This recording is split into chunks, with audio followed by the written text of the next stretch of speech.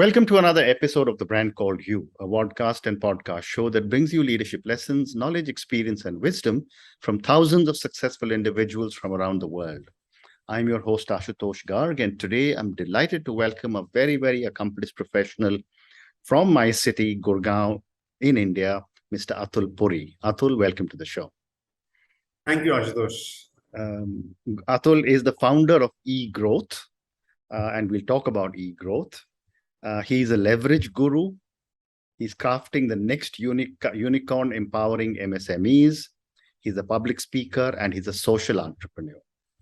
So, Atul, before we start talking about eGrowth and startups, tell me briefly your own journey. My journey. So I'm a small town boy. Mm-hmm. I grew up in a place called Dalhousie, Himachal Pradesh in India. Yeah. I did my schooling there and was fortunate to did my college from Mumbai. Mm-hmm. So that's where I got exposed to the big city. Mm-hmm. My next halt was at Pune, where I worked with CDAC. That was my first organization. Mm-hmm. Pune is a typical education city. So it's a kind of a slow city. So I got yet another flavor. Mm-hmm. And then later on, I moved to Gurgaon. That is where all over Gurgaon or Gurugram, as it is called now. Wonderful. That's where our family is. Wonderful. Wonderful. So let's talk about eGrowth. Tell me a little bit about this venture and your motivation to start it. So thank you for asking me for the motivation. So I spent around 20 years in the corporate space. I worked with the government, with the public sector, with the private sector, with the MNCs.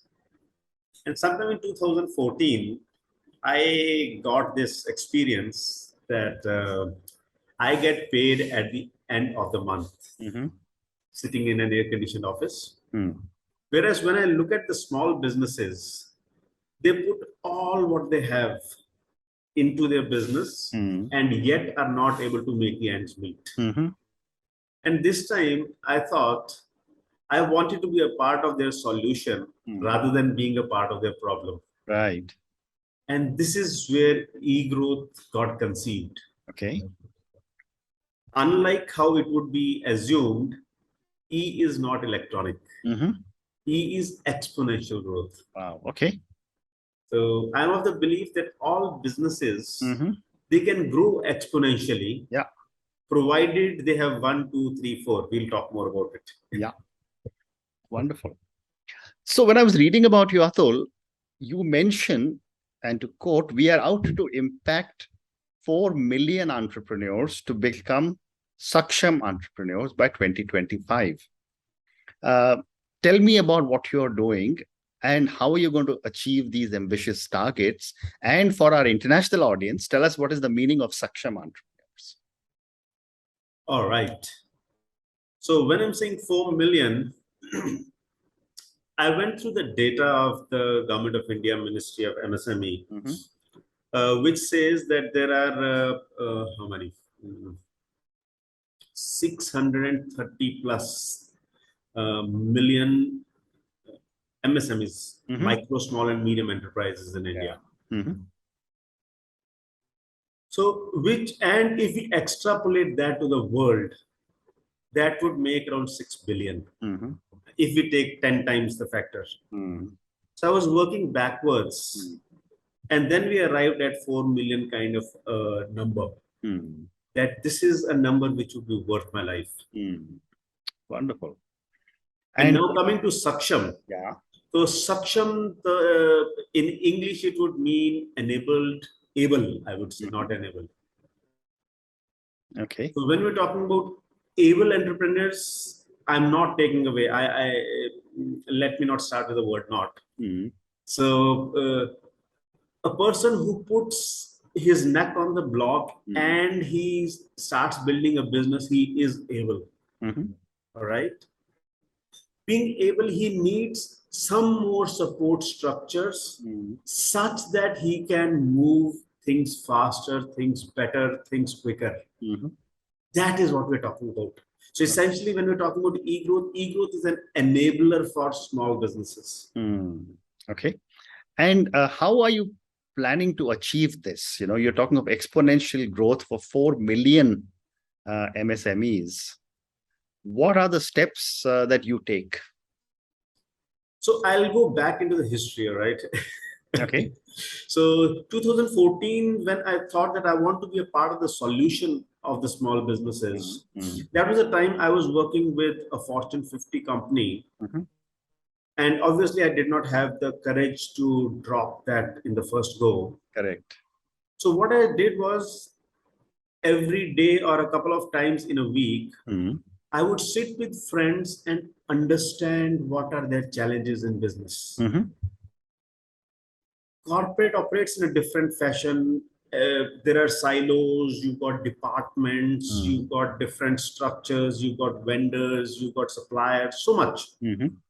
Whereas in case of a small business, very often the entrepreneur wears 1,000 hats. And even if he is a pass out or a graduate from an Ivy League college or institution, he would still not be able to do everything. He may know everything, he may not be able to do it. So this is something what I realized. And what I would do is every evening I would go and spend some time, and this is how we started building a community. 2017 is when we formally had a company called EBN Learning Private Limited. Okay. By that time, we had a community of more than 2,000 entrepreneurs. Wow. Okay. Okay. And these were entrepreneurs whom I knew personally. I knew the kind of business they are in, the kind of challenges they're facing, the kind of businesses they interact with. All right. Next, what I did was between 2017 and 19, I drove around 80,000 kilometers across the country. Wow. Okay. Okay. From a place called Batala in north to a place called Kolhapur in Maharashtra. So this was north-south. From Jamnagar in west of India to Gorakhpur and Kolkata in east of India. Okay. All right. And all what I did was I spent a lot of time with the entrepreneurs. I spent a lot of time with the industry associations, chambers, to get to know what it is to do business in that particular area. Okay. All right. So this is where the foundation was laid. So as of now, we have a community of around 50,000 entrepreneurs. Okay. We are far away from the 4 million mark.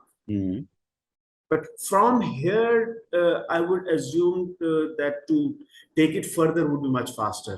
And I'm very sure, thanks to you for considering to interview me. This will also help spread the word. Wonderful. Well, I'm sure in your own words, from 50,000 to 4 million, you will see exponential growth. So eGrowth will apply to eGrowth as well. Absolutely. Wonderful. Atul, you also talk about cracking the DNA for exponential growth in business. Help me understand how you define this DNA and give me an example. So between 2015 and 16, I was working with a startup. Okay. And the intention of working with a startup was to really get to know how to build a business myself. And one of the founders, he used to use a Japanese term called go to Gemba. Okay, which essentially means if we use Hindi, if that's okay with you. Yeah, absolutely. Mauka hai Vardat. All right. Or it's actually Urdu. And if we talk in English, it is to be at the site of action. Correct. All right. Now, so to being at the place where the action is happening, there is a lot to be learned and picked from there. All right. Okay. So this is where we build it from. Okay. Okay. Moving on, let's talk about startups. I mean, you have crisscrossed the length and breadth of India. You have 50,000 entrepreneurs who you have spoken to. You've spoken to industry associations. And I'm sure you're probably one person who understands the startup ecosystem very, very well. Let me start by asking you, should a startup have a solo founder or should it have co-founders? So I have been a solo founder myself for a very long time. And I'm of the opinion that a startup should definitely have co-founders. Okay. And there are multiple reasons for this. No human being is complete in himself or herself. So I want to be gender neutral here. Yeah. Okay. So there are people who are wired differently. There are some people who are more strategic in their thinking. There are some people who are able to think 20,000 feet high. There are others who are able to work at the grassroots level, who are able to work on the brass tacks. All right. And these are the two kind of people who would complement each other. There are others who are technically very sound. There are others who are people's people, okay, who gel very well with human beings. So when we have these kind of people, they come together, only then it succeeds. Okay. If we look at any of the largest corporations or the startups, see, startup is a new term, but startups essentially are enterprises. Well said. Yep. Okay. Now they are enterprises, and we see any of the successful enterprises, they have become what they've become because the first person, he sold that idea to the second person, and then the party started. Okay. I hope I've answered your question. Oh, great response. Great response. And again, based on all the work that you have done, what are the most important qualities a startup entrepreneur should have? So I would say I'm still not mature enough to answer this question. Okay. We'll drop this question then. Having said that, yeah. I'm not passing it. Okay. Okay. Having said that, startups are operating in different times. Correct. Okay, where technology is playing a major role. So as a startup founder or as a startup, we must take technology as an ally. Even if we don't know, we must go out of the way to figure out how and where we can use technology. I think this is something which we cannot do without. Second, which is a kind of 180 degrees around, is that even if we use technology, we still sell to only one set of we still sell to people, human beings. So we must not forget that we are human organization.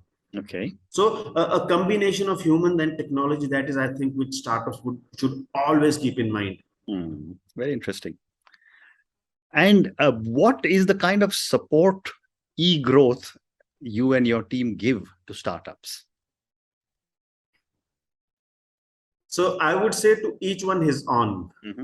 Okay. There are some organizations who are dealing with getting more leads, reaching out to more customers, to more prospects. We help them with that. There are others who've got a pipeline already there, but they don't know how to deal with it. So we can help them put the structures and systems in place. There are others who've got structures in place, who've got a pipeline in place, but they don't have systems in place. They are like neck deep into it. They don't know how to put it on autopilot. We can help them in putting in autopilot. There are others who are not able to get money. All right. We help them with money. That is not our strongest piece. Okay. All right. So what we're doing is we are creating an ecosystem of entrepreneurs. Okay. Here's something what I would like to share is that if we look at the larger enterprises in the globe, okay, the General Electrics and General Motors and General Foods and all of them, or in the Indian parallels, the Tata, Birla, Ambani, Adani, whenever they're faced with a challenge, they would hire a KPMG, PwC, or a McKinsey to resolve their challenge. When we look at a smaller business, even if it is a startup, they would not have the flexibility to hire them.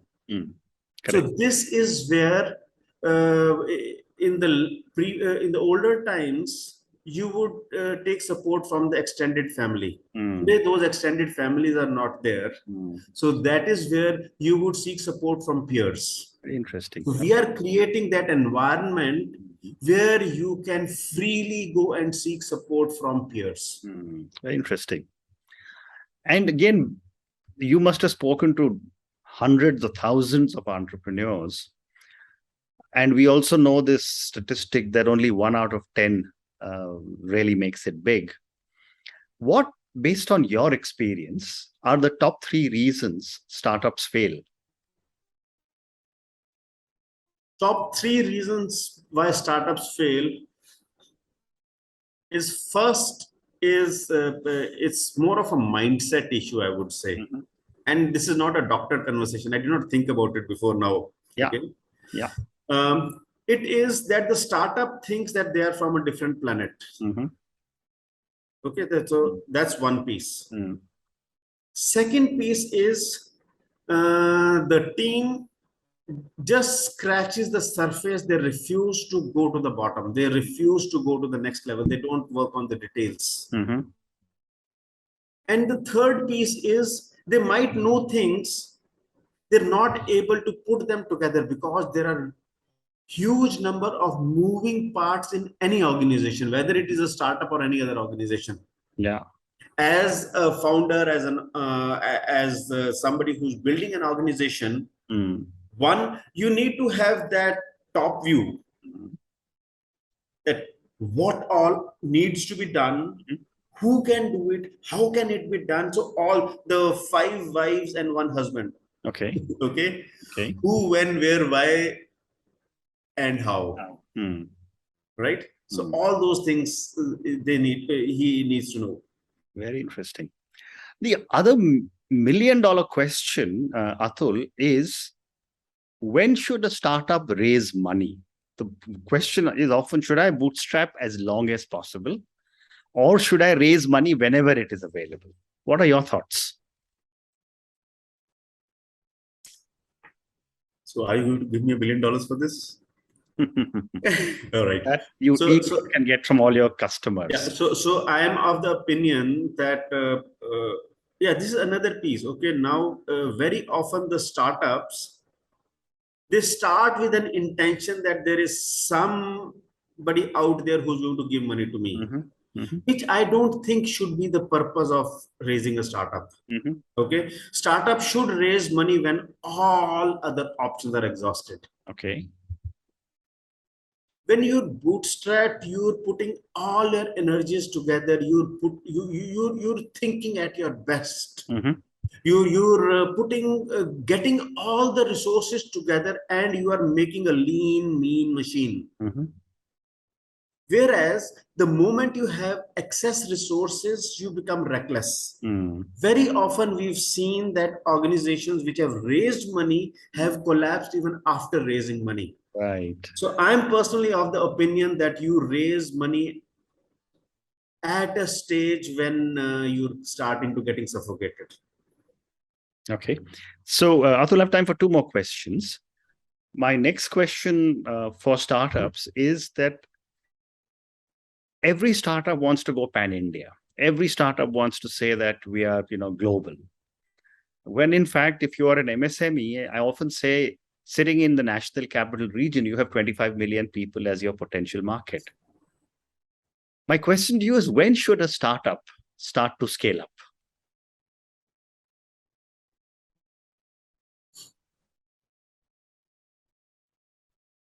So I'll give you, cooking, right? And Indian cooking is really awesome. Okay. So I'll give you an example from there. So generally what would happen in an Indian cooking, you start with the spices, you kind of roast them, fry them.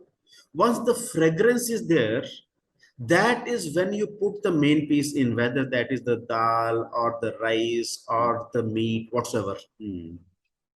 I would think that is how a startup should also operate. Once you've got the curry in place, not the curry, once you got the base in place, that is when you start making the curry out of it. Very interesting. Very interesting. I Okay. hope I've answered the question. No, you have. I think that's a great example you've given me. And my last question to you, Atul, and this is for the many, many people who will listen to our conversation. What would you say are 3 lessons based on your vast experience that you would like our viewers and listeners to take away from our conversation?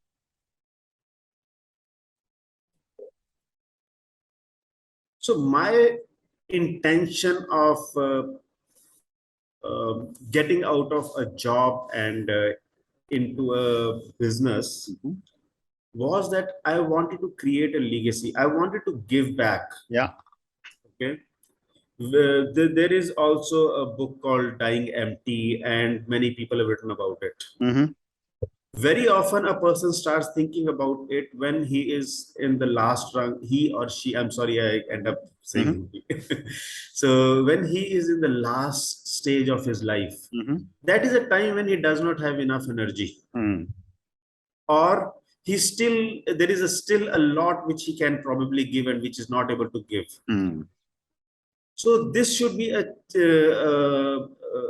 reason. So this is my reason for getting into it. Okay. So whatsoever I have learned, how about distributing it? Okay. The more you distribute, the more you share, the more it grows. And so that I think is the biggest reason why you should get into it. That would give you a lot of happiness. That will give you a lot of peace. Wonderful. Atul, on that note, and your lesson of, give back, create a legacy. Thank you for talking to me about entrepreneurship, about your vision to support 4 million entrepreneurs through eGrowth. Thank you also for giving me the 3 reasons why entrepreneurs or startups fail, which are, we need to have the right mindset. Founders are not from a different planet. Miss the details, which is very critical. Therefore, make sure that we are able to look very carefully at the fine print. And the third, which is the $1 million question, always implementation. Thank you so much for speaking to me, and good luck to you. So thank you, Ashutosh, for giving me this opportunity and helping me spread this word around. And I must say, the brand called You is doing a great job. Keep doing it. I'll be glad to help you wherever, howsoever possible. Thank you so much.